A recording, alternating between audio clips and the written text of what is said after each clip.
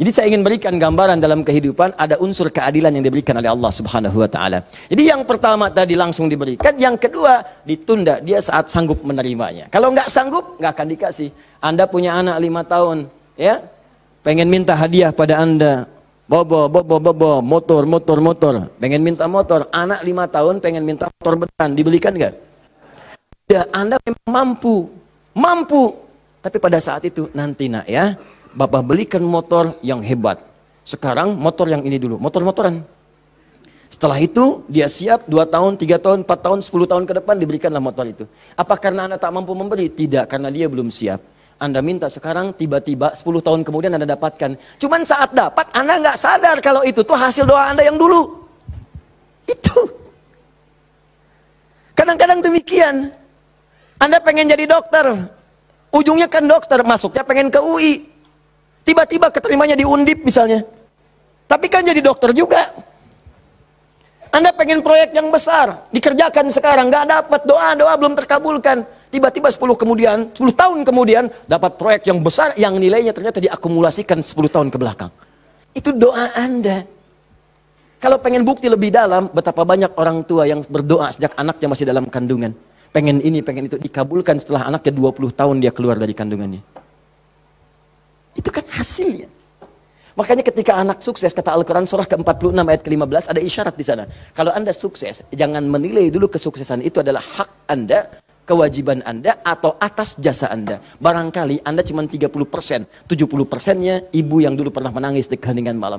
Ya Allah, jadikan anak saya seorang insinyur, ya Allah. Ya Allah, jadikan anak saya, ya Allah, orang yang soleh. Ya Allah, jadikan anak saya si fulan.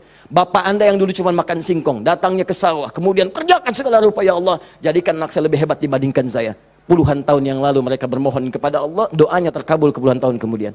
Makanya ketika Anda berhasil, kata Al-Quran, jangan dulu merasa bangga, karena boleh jadi jasa terbesarnya jasa orang tua dulu. Makanya Ismail, perhatikan baik-baik. Ismail yang mendapatkan air zam-zamnya. Lihat. Bergerak kakinya, gerak, keluar. Tapi Anda jangan lupa, ketika Ismail kehausan, ibunya mencari air. Disimpan Ismail, dia bergerak tangan kakinya. Karena kalau anak itu sudah mulai haus baik, pasti tangan kaki itu bergerak. Tapi air nggak keluar. Kapan air keluar? Setelah Sayyidah Hajar bolak-balik. Safa Marwah, bermohon kepada Allah. Positif, berdoa, minta. Ketika kemudian bagian yang terakhir ketujuh itu berada kemudian di Marwah, tiba-tiba mendengar satu percikan air keluar.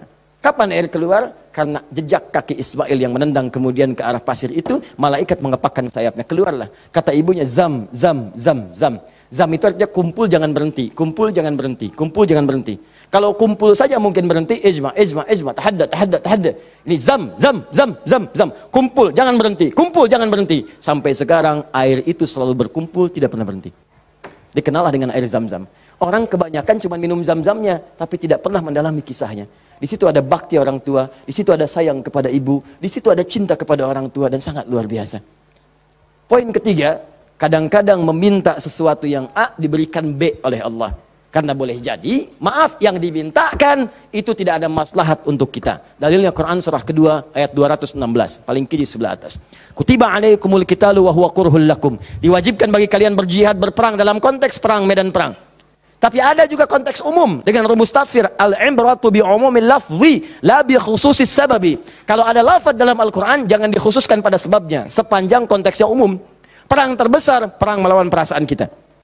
Perang melawan hawa nafsu. Perang melawan negative thinking, kadang-kadang negatif kepada Allah. Kenapa saya ya Allah? Kenapa ini enggak berakhir ya Allah? Kata Allah, "Hei, asa an takrahu syai'an fa huwa khairul lakum." Boleh jadi kamu enggak suka, tapi ini yang terbaik buat kamu. Kamu kan enggak tahu kapan wafat. Bukankah kalau saya belum kabulkan kamu rajin tahajud? Kamu rajin puasa? Kamu rajin baca Al-Quran? Kamu kemana aja selama ini? Mau wafat masih sibuk dunia. Saya pengen yang terbaik untukmu sampai pulang ke akhirat. Dipaksa untuk mendapatkan itu. Kadang-kadang kamu pengen yang ini dunia, ini nggak bagus. Kamu pengen direktur, kamu maksiat banyak nanti di sana. Cukup level manajer saja.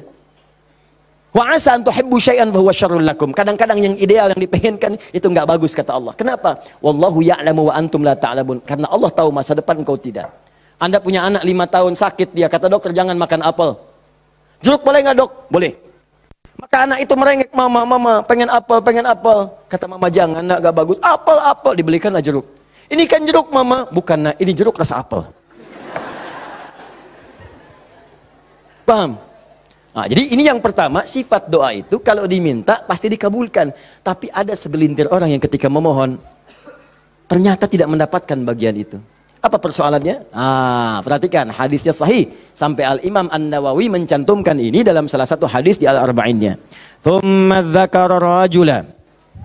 Awas, hati-hati. Yutilus safara. Thumma dzakara rajula. Yutilus safara. Ash'atha aghbara.